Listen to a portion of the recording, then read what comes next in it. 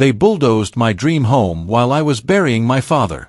6 months later, I erased their entire HOA district from the state map, and I did it by the book. That sentence still feels unreal even as I write it, but I can tell you every step because I lived it, documented it, and won it. I was at the cemetery, palm resting on the cool wood of the casket, the preacher's voice coming and going in waves. My phone buzzed once, then again, then a third time. I shouldn't have looked, but grief makes you do strange things. The photo that filled my screen sucked the air out of my lungs. A bulldozer was eating the heart out of my living room. Stone shattered in a spray as the bucket bit into the custom fireplace my father and I had built together, stone by stone, in the worst nights after my wife, Sarah, died. I could almost smell the diesel mixing with pine on that mountain air. I could hear the metallic scream of treads crunching ceramic tile and feel the cold rip of granite countertops tearing free. In the corner of the frame stood HOA President Cordelia Blackthorne, perfect hair in a white Tesla jacket, holding up her phone as if she were filming a movie and not destroying a life. She was smiling. She thought she was untouchable. She did not know I am a structural engineer who reads legal documents for fun and worked 30 years in corporate environments where paper and patience beat theatrics every time. My name is Ezra Thornfield, 52, semi-retired, and stubborn in the way mountain people are when they've had to rebuild everything. After Sarah's last breath, I moved to Pine Ridge Estates, Colorado. I needed quiet. I needed something to make with my hands. I bought 3.2 acres of high country land and built a timber frame home. Floor-to-ceiling glass pulled the first light into the living room every morning. A wraparound deck carried me to sunrise and back again. In the workshop, the smell of sanded oak and cedar paired with the steady rhythm of plane and rasp until my mind quieted. Solar panels hummed softly under afternoon sun. A rainwater collection system whispered as it filtered, circulated, and stored precious water exactly as Colorado law allows. Native Colorado wildflowers embroidered the edges of an organic vegetable garden laid out to fit the landscape rather than fight it. I did real mountain living, not the suburban fantasy that pretends to be sustainable while importing turf and wasting water. Cordelia showed up like a walking contradiction in a black blazer. Former real estate developer, failed city council candidate, now self-appointed queen of Pine Ridge as HOA president. She arrived for her inspections in a white Model S and never lost a hair to the wind. I don't think that hair even understood what wind was. She patrolled with her iPad like a sheriff in a television series, snapping photos of violations and tapping notes into a spreadsheet. Her cousin, Rex Grundy, acted as enforcement by driving around in a golf cart outfitted with a light bar and a camera like he was staging a low-budget reality show about neighborhood compliance. He measured doormats. He measured plants. He measured the angle of parked cars. He did not measure compassion, because that would have required empathy. The first time Cordelia set her sights on me was with a certified letter. It demanded $500 for unauthorized landscaping modifications. My crime. I replaced water-hungry Kentucky bluegrass with native wildflowers that belonged to that mountain meadowscape long before any of us did. Weeds inconsistent with community standards, the letter read with a smirk that somehow made it from her desk to the page. I requested a hearing. I brought research. I had Colorado State University extension materials showing native plants reduced water usage by up to 60%. I had a study that showed sustainable landscaping increased property values 8 to 12%. I had a wildlife biologist's report. Cordelia never looked up from her iPad. She doubled the fine to $1,000 and said, "Rules are rules. Weeds are weeds." That's when I began paying attention in the way engineers do when we suspect a system isn't just broken but designed to fail on purpose. I noticed an elderly neighbor, Mrs. Jenkins, who had been fined $800 for painting her mailbox an unapproved shade of green. I noticed a young family threatened with foreclosure because their children drew hopscotch squares in chalk on the sidewalk. I noticed retired teacher Millicent Hargrove report that Rex had stood in her yard with a ruler, measuring the height of her perennials like a man convinced zinnias caused crime. Vietnam veteran Dalton Rivers showed me tickets for his truck being parked at a non-compliant angle in his own driveway. Young mother Ivy Riley whispered at the grocery store about Rex following her to photograph her kids through the car window. This was not an HOA protecting aesthetics. This was a petty dictatorship using rules as a weapon. Engineers aren't famous for speeches. We are famous for research.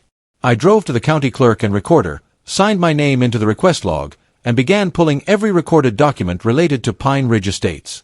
The original covenants felt different in my hands. They were printed on heavier stock, with raised seals, and they had language written by lawyers who knew their job. Those documents, those original filings, are the foundation of any HOA. Later interpretations do not trump the recorded text. Buried in Section 12, Subsection 4 was a sentence that changed everything. Homeowners may engage in decorative landscaping with seasonal plants for aesthetic enhancement. Wildflowers are seasonal. Vegetables are seasonal. The tomatoes climbing my trellis were seasonal. Botanically, they are fruit. Legally, they are seasonal plants. I left the county building with copies tucked into a long manila envelope and drove home with something I hadn't felt in months: clarity. 3 days later, Cordelia sent a cease and desist order for my vegetable garden. Organic tomatoes, she said, created an unsightly agricultural appearance. There were threats of $200 per day in fines until they were gone. Rex had actually photographed my cherry tomato plants with a ruler and treated them like they were contraband. I invited a true expert to the next board meeting, Dr. Patricia Yellowbird, a CSU Extension wildlife biologist with 2 decades of experience. Cordelia brought her expert, who turned out to be her hairdresser's boyfriend, reading from index cards about raccoons. Dr. Yellowbird spoke calmly about beneficial insects, water consumption, and buyer demand for sustainable landscaping. I read the original covenant language into the record and asked if the president really wanted to argue vegetables were not plants. Even the golf cart general stopped smiling. That little piece of public embarrassment triggered something worse. The violation notices multiplied.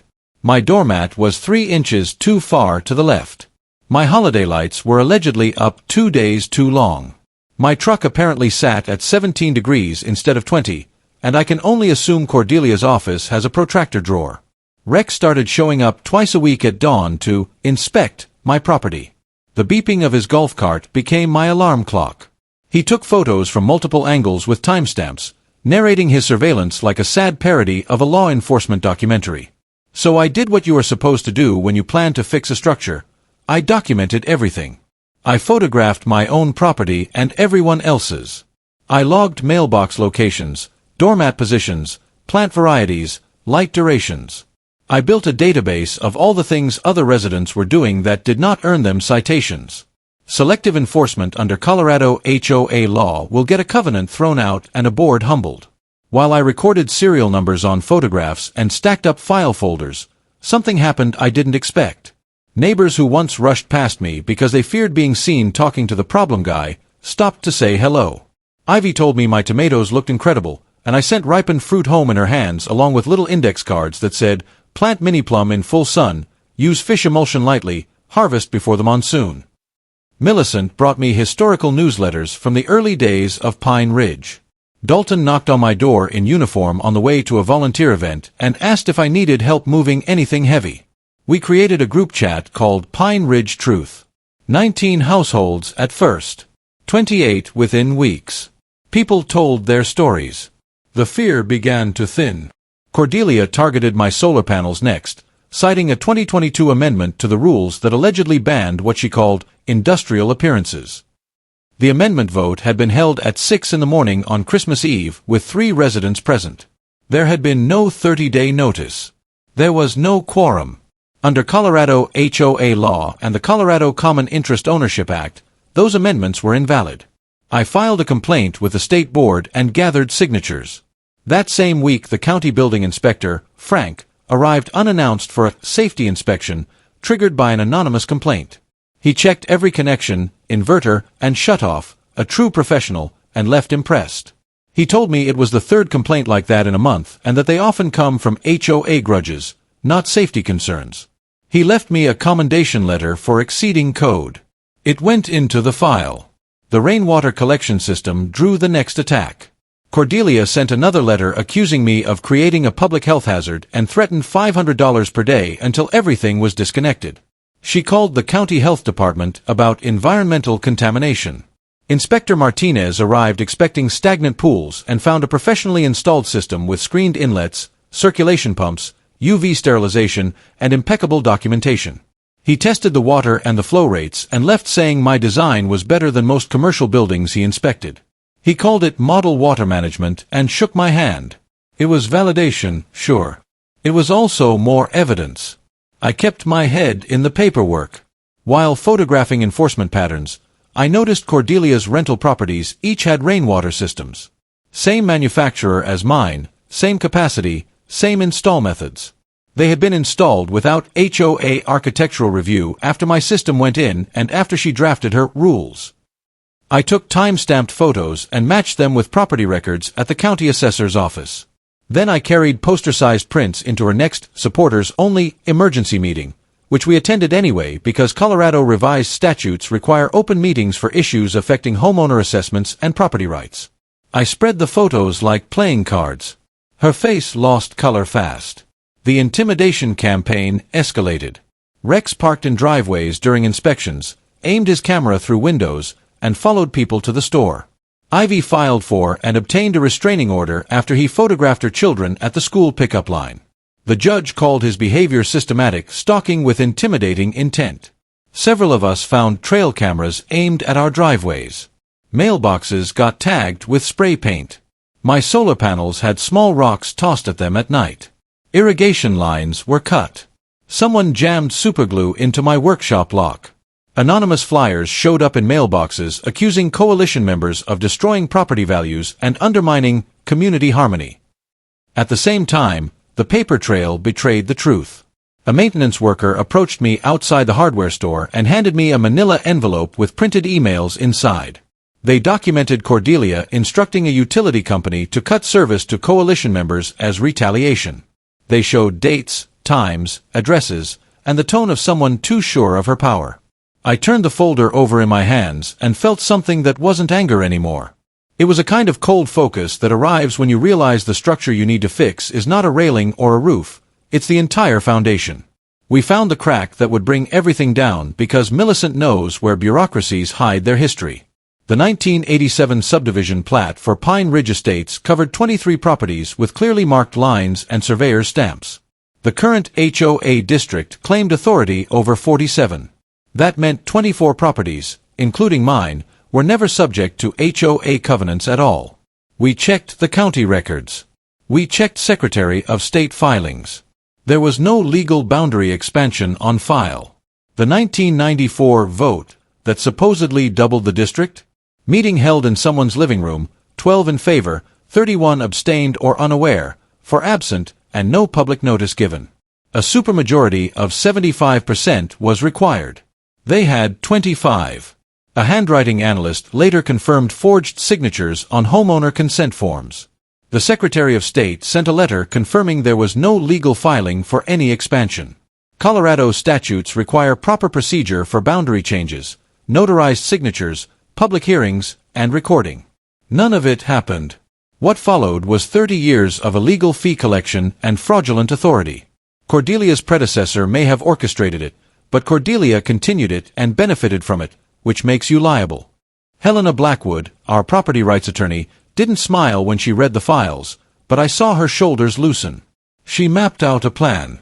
We would file quiet title actions to clarify property boundaries and stop illegal enforcement. We would petition the Secretary of State for HOA dissolution. We would trigger the Colorado Consumer Protection Act and seek treble damages for fraudulent schemes. We would file a class action lawsuit so individual families didn't carry the cost burden alone. We would give sworn statements to the district attorney and the sheriff about harassment that crossed into civil rights territory. We would bring the entire fraudulent system into sunlight with the patience and precision engineers use when we take apart failing bridges and build safer ones in their place. And then Cordelia tried to do the most cowardly thing I have witnessed in a long life. She waited until the morning of my father's burial, sent a process server with a nuisance lawsuit claiming $50,000 in damages for defaming the HOA, and while my family gathered at the cemetery, she attempted to demolish my home using an emergency powers claim with no county permit, no structural engineering report, no safety review, and a check cut from her personal business account for $23,000 to a demolition crew. Rex's surveillance had allowed her to choose the hour when she thought no one would be home to object. Dalton and 3 other veterans parked their trucks in front of the machines and unfurled flags. Deputies arrived to find no valid paperwork and a contractor who played a recorded call of Cordelia authorizing the job. The crew shut off their engines. Phones recorded the entire confrontation. By the time I arrived, the dust hung low in the cold air and I could see the lines of rage on my neighbors' faces. The contractor handed over receipts. The sheriff took statements. Nothing feels quite like watching a machine pause at the edge of what it was paid to destroy because it just learned the person giving orders had no authority. The Denver Post headline the next morning read, HOA attempts home demolition during owner's father's funeral. Television vans began crawling up the mountain by noon. National property rights organizations called. A documentary filmmaker sent an email about a possible feature on fraudulent quasi-governmental entities operating under HOA cover. The county commissioners scheduled an emergency public hearing. The sheriff assigned deputies to our meetings for safety, not because we were dangerous, but because we had lived too long under intimidation. People were done being scared. The hearing room was packed. Survey maps went up on easels. A court reporter typed every word.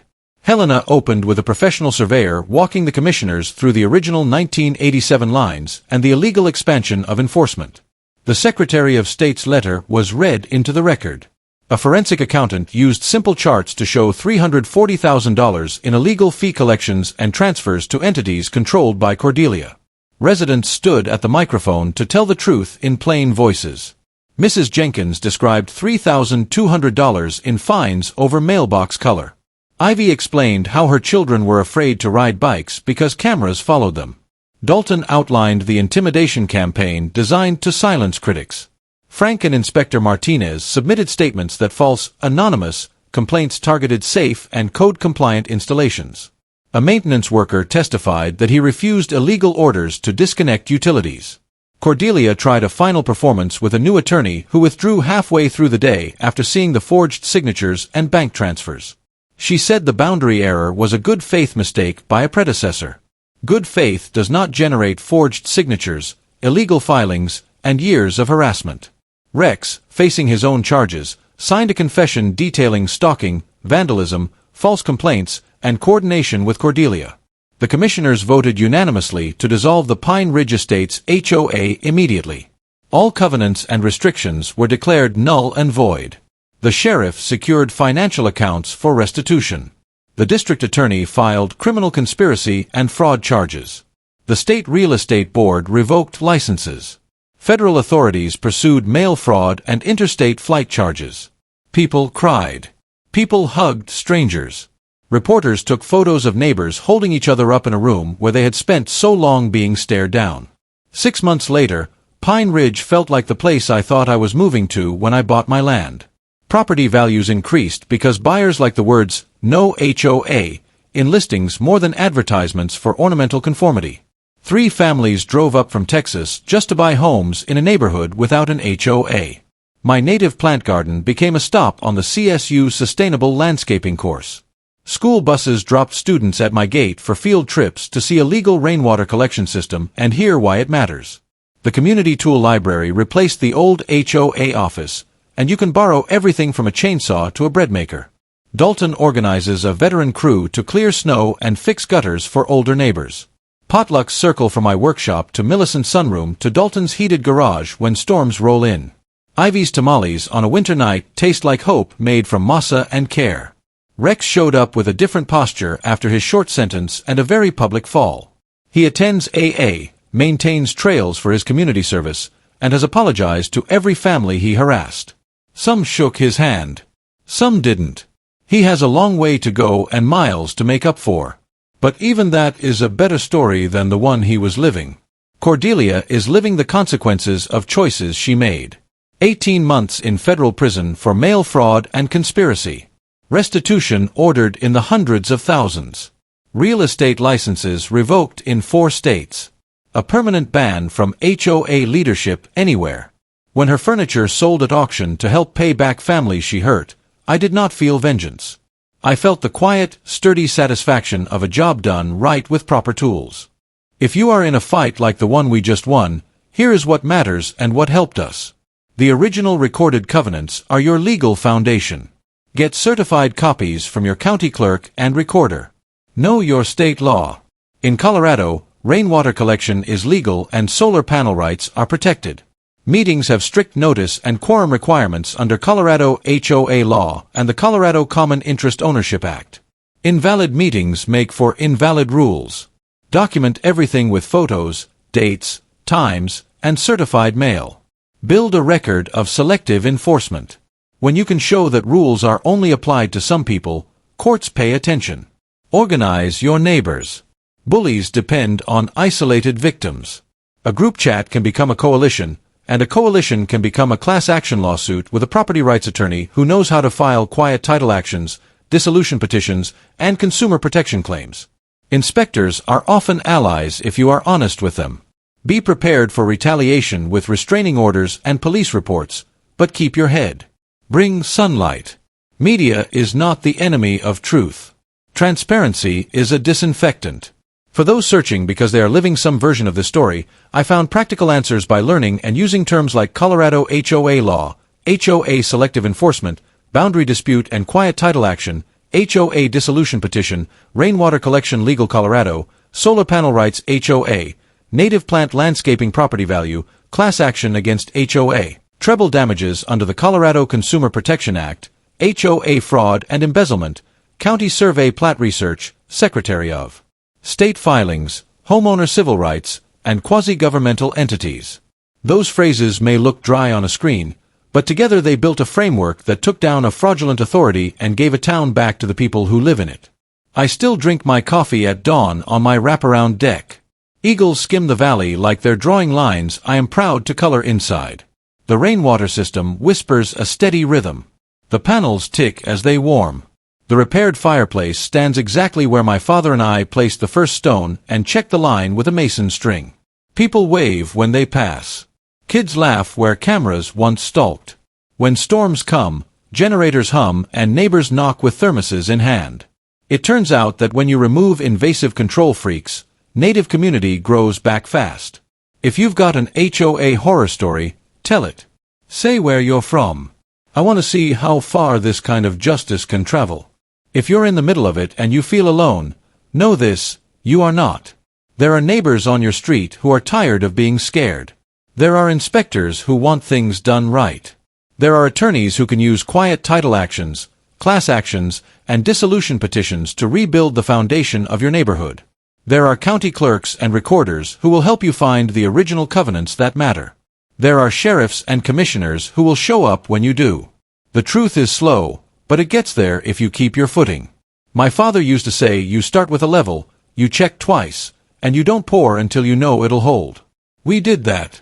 We took apart a failing structure carefully. We documented every piece. We built something better on solid ground. And we made sure it can't be stolen again.